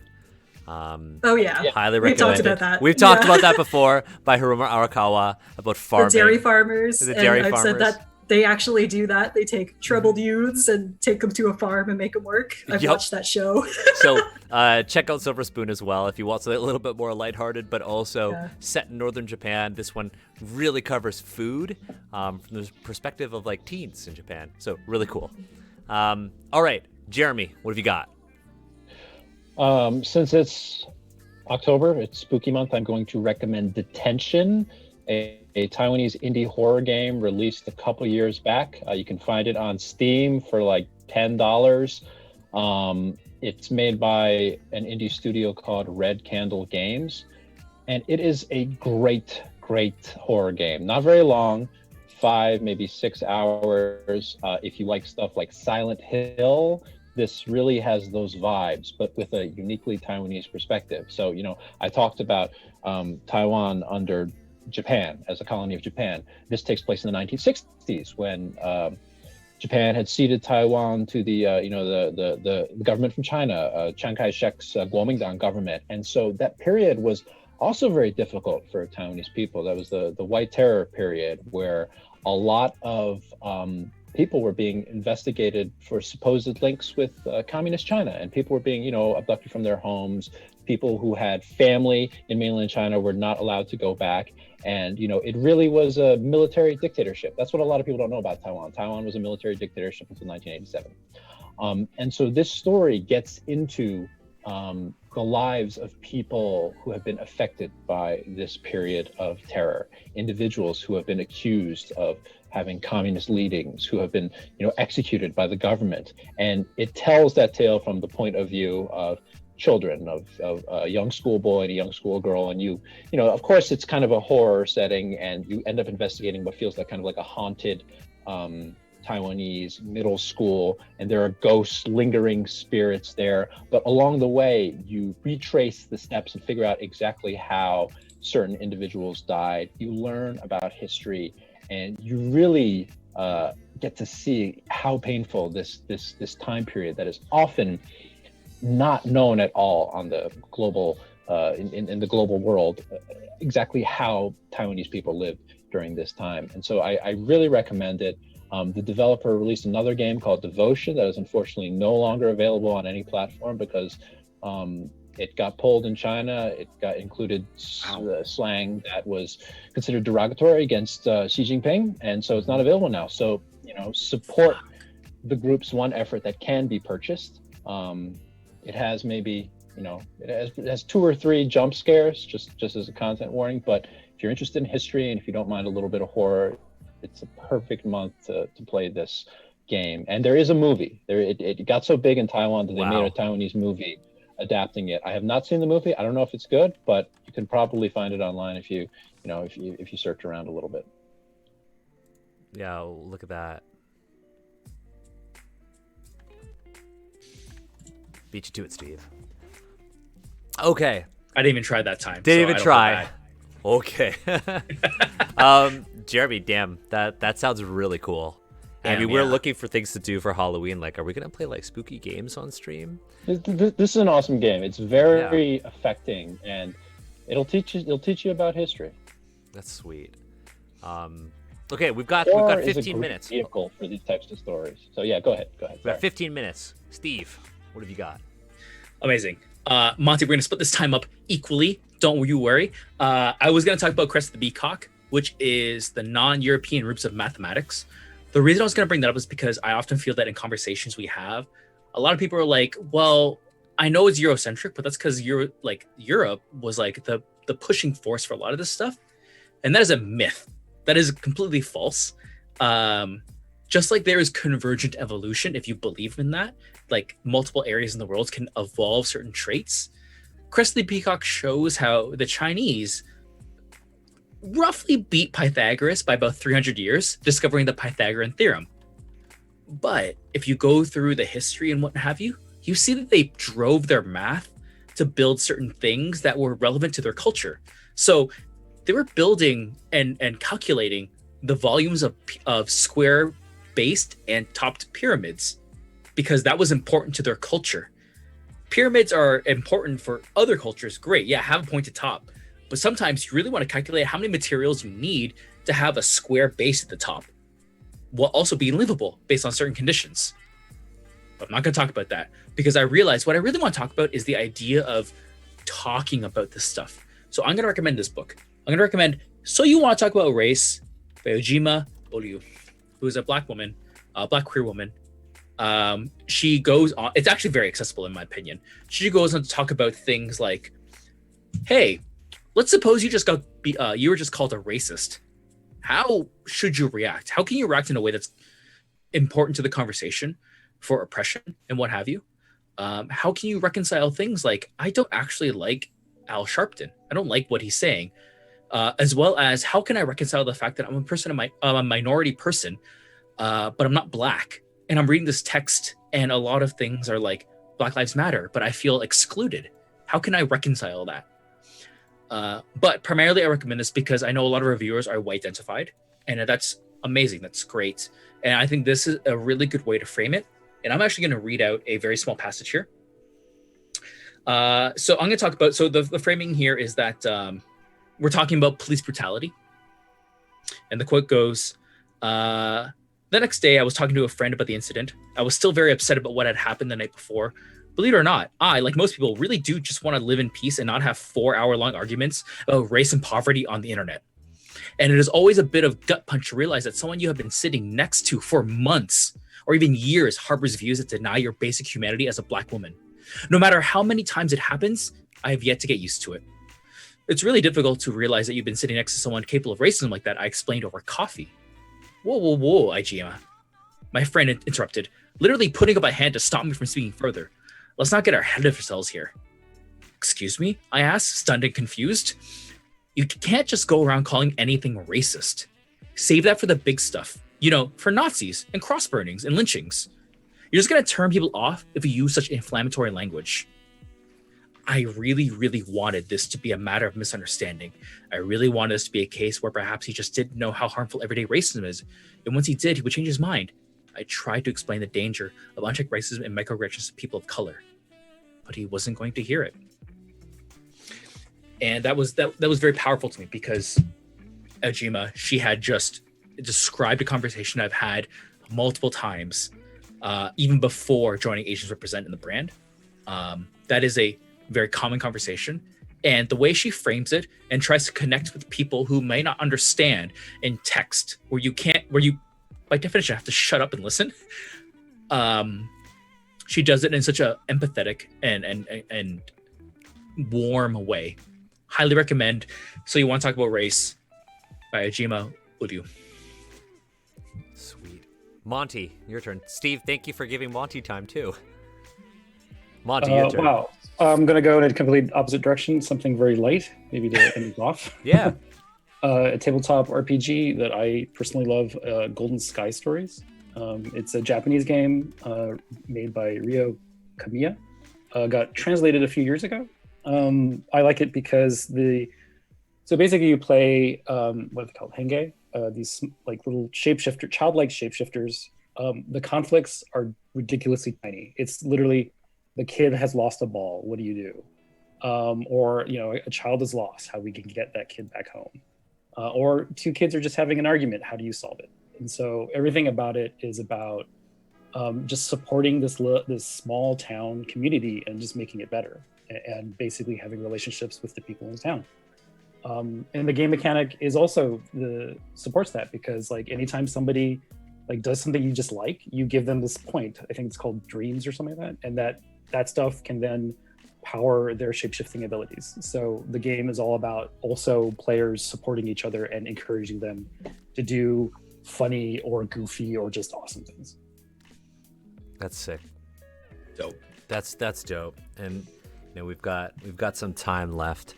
Sar had some recommendations. And we haven't talked about board games yet. Steve, did you want to pull up those board games and list them off? Sar had 2 recommendations for board games and insisted that we share them with you folks. So we're gonna do that. So we can put this in the Discord as resources, but Sar had asked us to talk about Race for the Chinese Zodiac. And fun fact, in Thailand, the pig is an elephant in this particular one.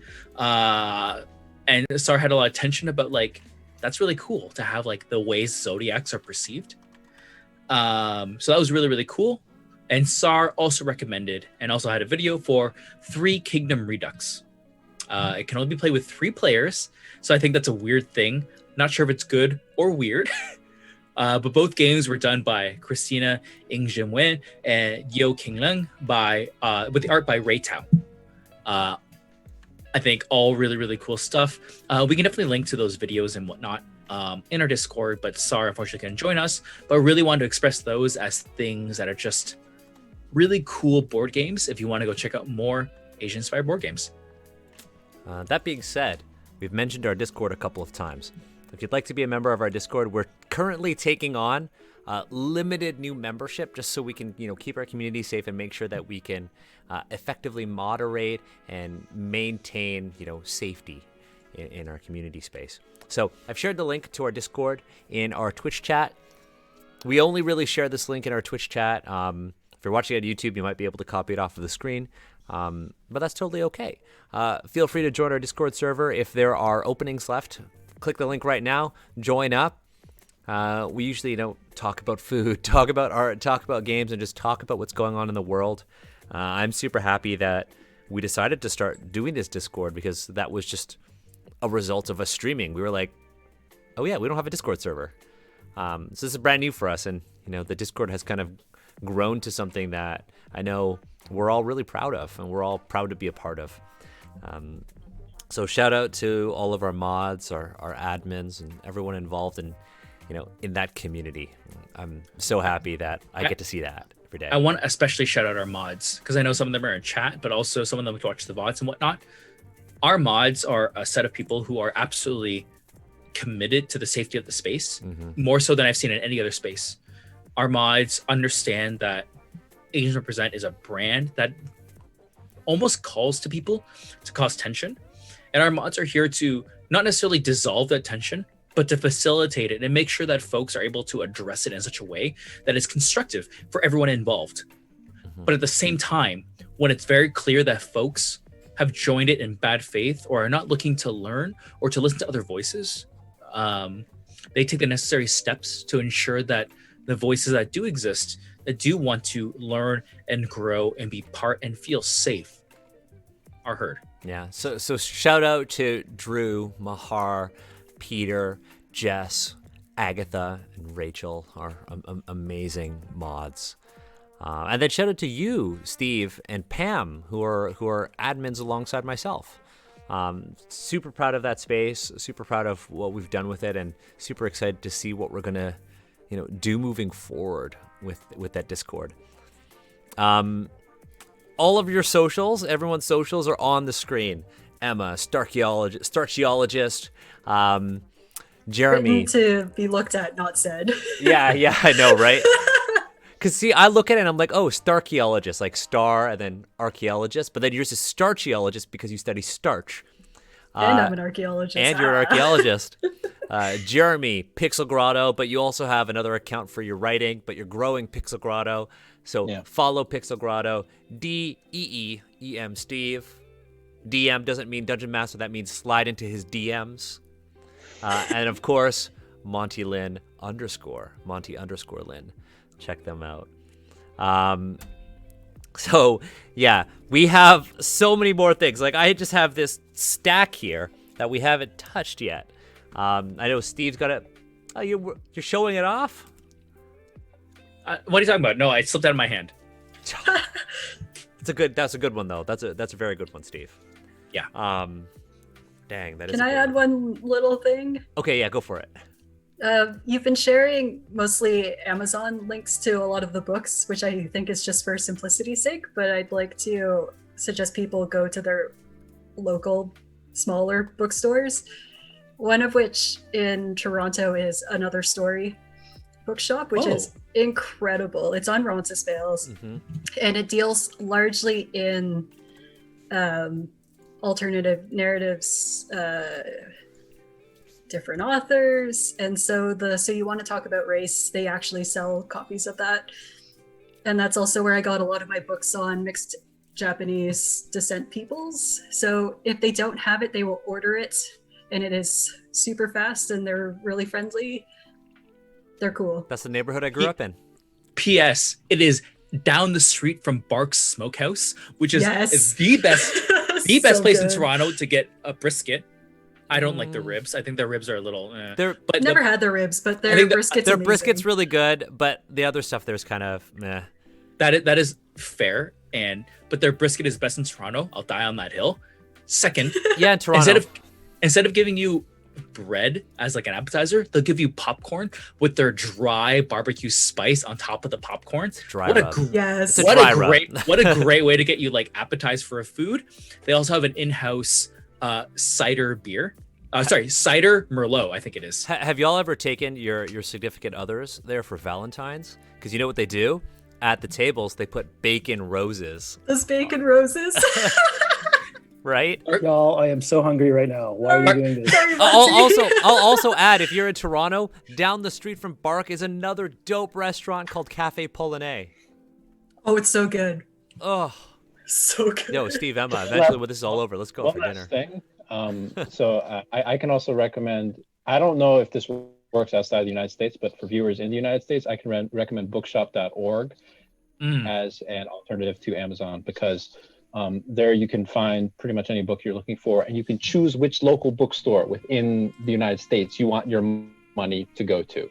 So I don't know if it works internationally, but for viewers in the US, bookshop.org, great alternative to, giving Jeff Bezos more money. That being said, also when you're buying your games, go to your local game store if you can. Go to your local game store. Part of my walking, if you follow me on Twitter, you know that I've recently become obsessed with painting minis. I always go to my local shop that's near me. Their prices are a slightly bit more because, they got to survive during COVID. But I go there, I buy my stuff for them just so I can support my local game store. Support your local bookstores, support your local game stores, and same with comic books. That industry is hurting right now. So find your local comic book store and try to buy from them. Business Steve says that's an investment of your time and your energy. If you go to your local store and build a rapport, if I can use a business term, if you build that up, they will remember you. They'll remember those faces. And if you start those conversations and talk about your passions, people will remember. Many stores have pull bins as well. Yeah, I had a pull bin at Silver Snail, which is a pretty legendary Toronto comic book store. For like 2 decades, I had a pull bin there. And then I just stopped going. But, it happens. But anyways, go support your local businesses. Make sure you're wearing a mask. Support Chinese restaurants or Asian restaurants in your area. And if you don't have any in your area and you can afford it, you can always just order online and tell them, hey, this is an order for somebody else. Because many restaurants will really appreciate that. Or, hey, put it in an order online and say, like, hey, give this to somebody in need. So if you want to see more of this, if you want to see, I don't know if we're going to call it Asians Recommend, if we're going to call it, like, Chill Vibes Chat, if we're going to call it Window Shopping, I don't know what we're going to call this yet. Just call it Here's Some Stuff. Here's some stuff. I don't know what we're going to call it, but if you have any ideas, let us know. Follow Asians Represent on Twitter at AZNSRepresent. YouTube, this will go up on YouTube on Monday, the time that L5R should be coming out. Thanksgiving. Canadian Thanksgiving. Not American Thanksgiving. Canadian Thanksgiving. So, yeah, it's going to be coming out on Thanksgiving. I'm very thankful for all of you. Those of you who are watching and those of you who are with me and those of you who will watch in the future. I'm very thankful for your patronage of Asians Represent, for the support you give us and, for your kind words, because, the things we do on Asians Represent and the things we say make us the targets of a lot of haters out there. And, the community keeps us going. And you know what? Those haters can bring it. So, yeah. If you like the series, show us some love on Twitter. Tweet, be like, yo, Asians Represent just recommended a dope list of things. What do you want to see next? What do you want us to talk about next? Let us know, and we'll figure out when we're going to do this again. Maybe we'll do this before the holiday seasons. Who knows? But yeah, I can wear like a nice like Santa hat and like some string lights and stuff. Oh, Steve. We can eat mooncakes. That's really dense. You just eat a whole mooncake on stream. Uh-oh. I can do that. Oh, Jeremy, just like no change in emotions, just like I can just, do that. yeah. I can do that. It's a power play. That's a power Challenge play. accepted. We'll get someone to say anything. Guys, eat an entire mooncake. They will never fuck with you. Yeah, I'll do double egg yolks. I don't care. Shit. But yeah, we'll do this again next week. We've got 2 streams. We're back with L5R, and we've got Al Qadim. Oh yeah. Yeah, Great. we've got Al Qadim next week, so I'm super excited about that. Love it. We'll see y'all folks soon. Maybe we'll be on the Discord, but join our Discord and stay safe. We'll see you later. Bye, everyone. Bye. Peace out. Love you all. Love all of you.